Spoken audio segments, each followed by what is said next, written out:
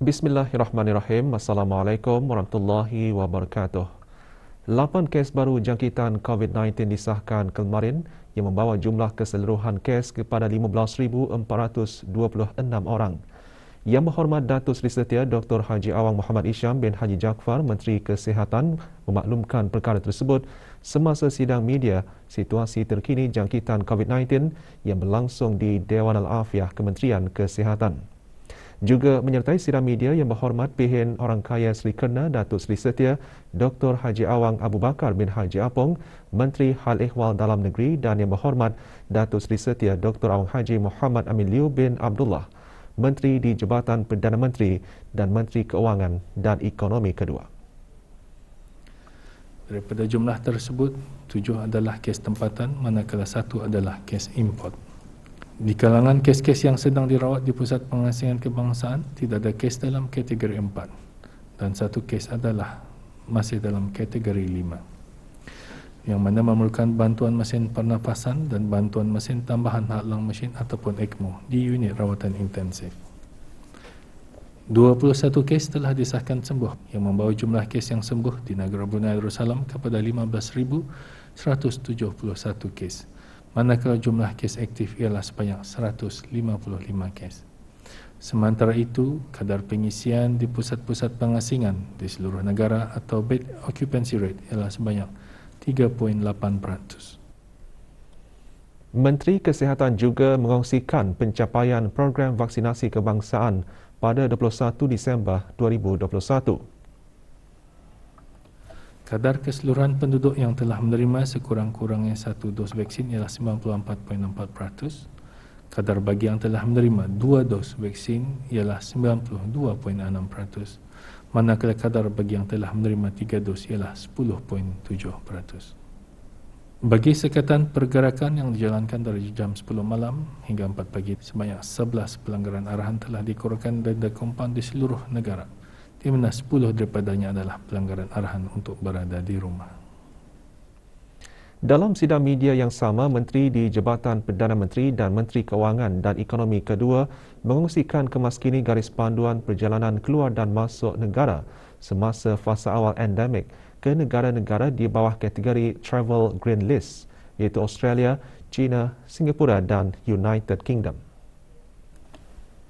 Berikutan situasi jangkitan COVID-19 di seluruh dunia yang mendapati sejenis varian atau strain virus baharu, iaitu Omicron, yang lebih mudah berjangkit dan telah menyebabkan merebaknya jangkitan COVID-19 dengan cepat, khususnya di United Kingdom.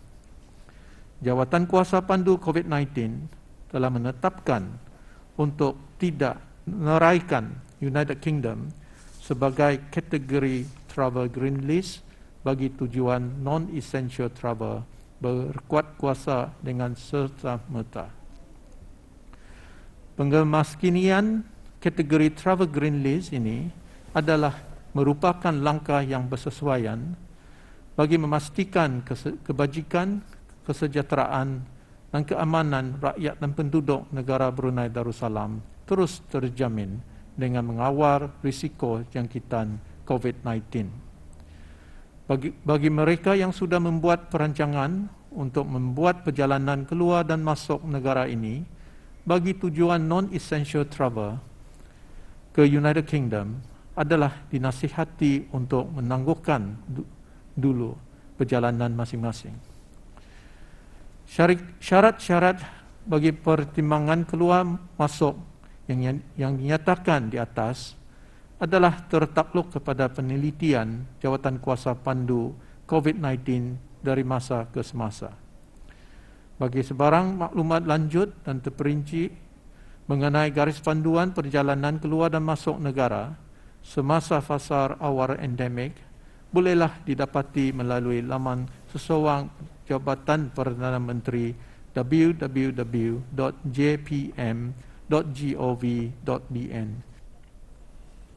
Pelekat lesen kenderaan dan kad lesen memandu adalah masih sah diguna pakai.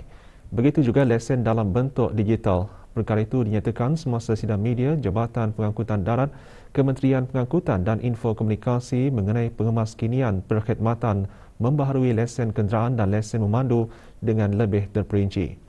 Semasa sidang media tersebut, Awang Haji Rozali bin Haji Saidon, Pengarah Pengangkutan Darat menjelaskan perkhidmatan membaharui lesen kenderaan atau lesen memandu boleh dipohonkan melalui perkhidmatan kaunter-kaunter JPD dan kaunter-kaunter pejabat pos yang dikenal pasti iaitu Pusat Memproses Mel, Sri Kompleks, Gadong, Sengkurong, Muara, Tutong, Seria dan Momong atau melalui permohonan dalam talian melalui portal www.gov.bn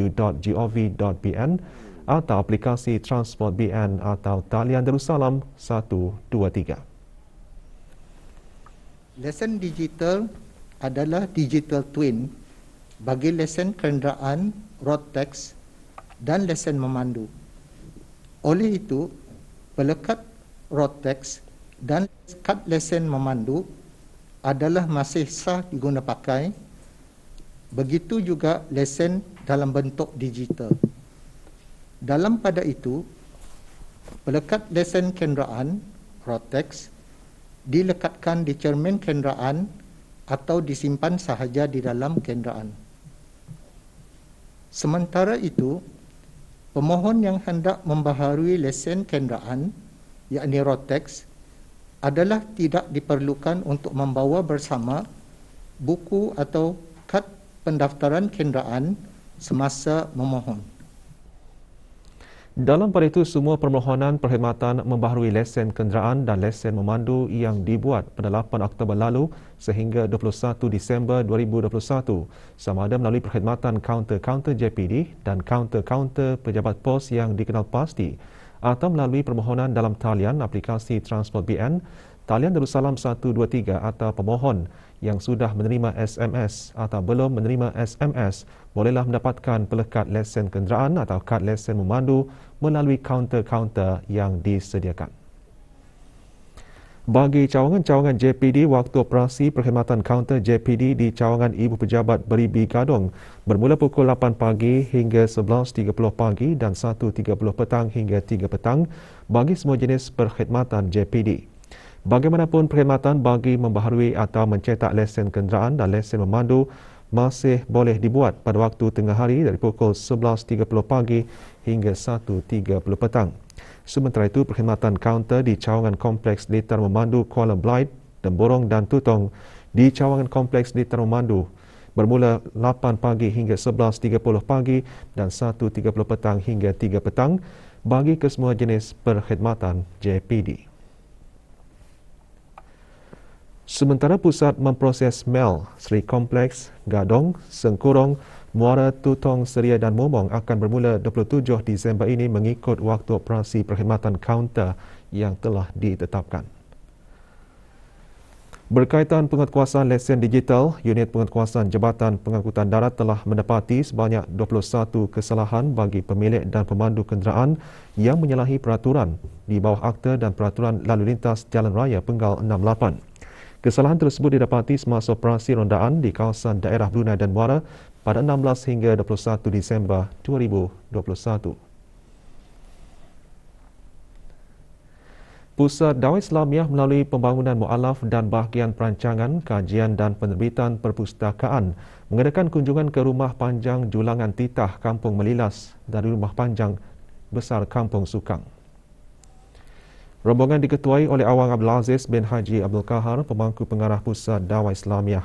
Lawatan tersebut merupakan program rutin penyebaran dakwah selain memberi kefahaman tentang Islam kepada masyarakat yang tinggal di pedalaman. Program juga dimeriahkan dengan penyertaan kanak-kanak penghuni Rumah Panjang Punan.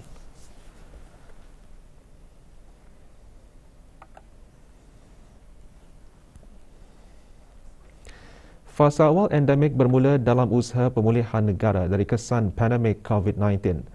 Bermulanya fasa tersebut diharapkan hanya menyebabkan gangguan yang minimum kepada aktiviti harian masyarakat dan keadaan akan pulih secara beransur-ansur. Kita sekarang berada di fasa endemik, melangkah kepada kehidupan gaya normal dengan norma baharu. Mari kita sama-sama melalui dunia ini dengan selamat demi melindungi mereka yang kita sayangi semasa fasa endemik ini. Pastikan tangan anda sentiasa bersih, bantu mereka yang mudah terdedah dengan menjalankan tugas-tugas mereka, sentiasa memakai sungkup muka apabila keluar rumah. Kehidupan boleh diteruskan seperti biasa selagi kita mengambil langkah berjaga-jaga. Sentiasa menjaga keselamatan antara satu sama lain.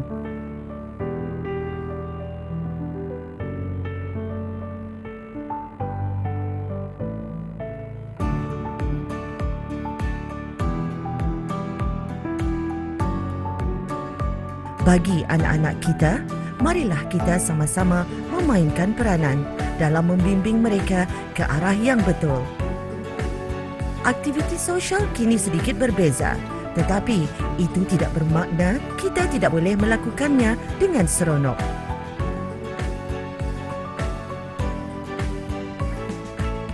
Jika boleh, keluar rumah semasa keadaan kurang sibuk untuk mengelakkan orang ramai.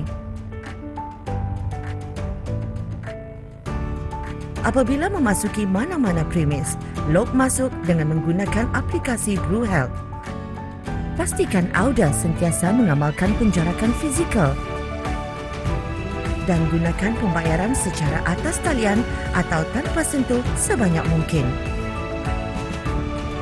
Mari kita semua memainkan peranan kita demi menjaga orang yang kita sayangi dan negara kita.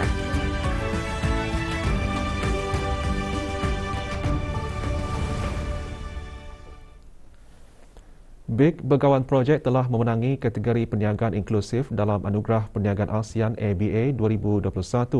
Anugerah tersebut telah memberi motivasi kepada organisasi berkenaan untuk meneroka lebih banyak inisiatif dalam meningkatkan lagi prestasinya. Anugerah Perniagaan Inklusif ASEAN mengetengahkan contoh amalan-amalan baik beberapa syarikat dengan modal-modal perniagaan direka untuk meraih keuntungan di samping menyelesaikan masalah golongan kurang berkemampuan dan berpendapatan rendah. With this award, we aim to welcome more collaborations and support from other local companies and organizations in order to further help us to improve and empower and encourage those with limited access to resources and help to empower and build their lives, especially from underprivileged communities. And I think getting this award also has helped us to really push forward Big Begawan's agenda and mission to help our local youth and our local community to become more self-sufficient, to become more self-reliable and to become more independent. Aktiviti menanam menggunakan kaedah aquaponik menarik minat orang ramai yang menyifatkannya sebagai hobi. Sistem aquaponik ini mudah dikendalikan kerana ia berasaskan penggunaan air tanpa tanah dan tidak memerlukan racun serangga serta baja. Pelbagai jenis tanaman yang tradisinya ditanam di atas tanah dapat diusahakan menggunakan kaedah aquaponik ini. Salah seorang penggiat tanaman aquaponik secara hobi ialah Haji Muhammad Farizam bin Haji Muhammad Yaakob. Bertugas sebagai seorang guru, beliau memulakan hobi menanam padi tahun ini di kawasan kediamannya di Kampung Pandan 7, Kuala Belait. Pada awalnya saya Areto menanam padi sembada. Tempoh penanaman sekitar 4 ke 5 bulan dari semaian sampai padi itu dapat dituai. Alhamdulillah hasil padi boleh juga sampai juga dekat-dekat 20 kilo lah. 20 kilo. Itu percubaan pertama. Barangkali di masa akan datang barangkali mungkin dapat lebih lagi lah daripada sistem aquaponik ini. Selain daripada padi, kami juga mencuba menanam sayur-sayuran sama contoh macam daun salad. Macam mana? Alhamdulillah pun nampak juga suburnya. Jelasnya tanaman secara aquaponik ini menghasilkan makanan organik kerana tidak menggunakan racun dan sesuai bagi mereka yang mengamal makanan sihat. Tambahnya dari hasil yang menggalakkan mungkin satu hari nanti mendorongnya untuk memperkembangkan bukan hanya setakat keperluan sendiri, bahkan untuk dijual. Rancangan di masa akan datang, barangkali kami membuat platform yang lain lagi, yang besar lagi untuk memperbanyakkanlah tanaman atau jadinya hasil pun makin berkembang lah. Kalau ada lebih dapat dijual lah. Pelbagai sumbangan terus dihulurkan dalam sama-sama menangani dan membendung penularan wabak COVID-19. Kementerian Kesihatan menerima sumbangan 1,000 alat ujian ART daripada D-Season, SNF Enterprise dan RNT Electronic Enterprise. Orang ramai yang ingin membuat sebarang sumbangan, hubungi MOH Emergency Operation Center melalui talian 729-5712 pada waktu bekerja sahaja. Bersempena Brunei Disember Festival 2021 dan kempen Hari Bertindak, Pusat Sejarah Brunei menganjurkan pertandingan kuis secara maya siri pertama. Pertandingan kuis yang dijalankan secara penstreaman langsung itu disertai oleh 13 orang kanak-kanak dan remaja berumur 9 hingga 15 tahun. Soalan kuis berkisar tentang sejarah negara Brunei Darussalam terdiri daripada gambar bersejarah, alat-alat kebesaran diraja, monumen dan arca bersejarah. Pertandingan akan diteruskan lagi pada 27 Disember ini.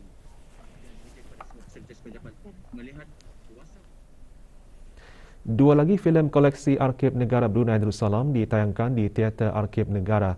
Tayangan tersebut adalah sempena Brunei Disember Festival.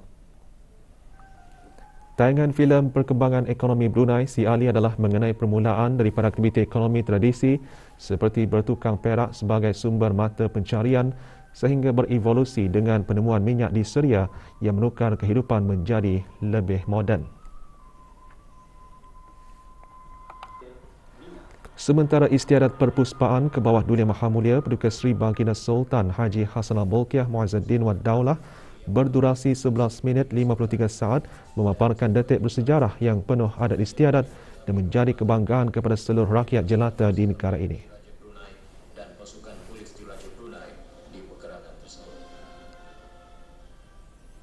Juga sempena Brunei Disember Festival, Dewan Bahasa dan Pustaka Brunei mengadakan aktiviti kenali irama dan lagu kanak-kanak tradisi Brunei menggunakan kaedah dalam talian. Sedutan lagu, huraian lagu dan kuis merupakan antara pengisian aktiviti. Para peserta juga berpeluang mendengar beberapa buah lagu kanak-kanak tradisi Brunei. Aktiviti kenali irama dan lagu kanak-kanak tradisi Brunei merupakan inisiatif Dewan Bahasa dan Pustaka Brunei memperkenalkan dan menghidupkan kembali lagu kanak-kanak tradisi Brunei di samping meningkatkan pengetahuan dan minat masyarakat, khususnya generasi baru terhadap lagu dan konsep lagu kanak-kanak tradisi Brunei.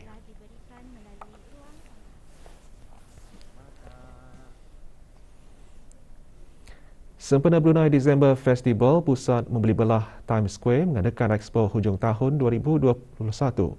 Jualan berlangsung sehingga 2 Januari 2022 di atrium pusat berkenaan. Acara dibuka bagi kunjungan orang ramai bermula 9.30 pagi hingga 9 malam.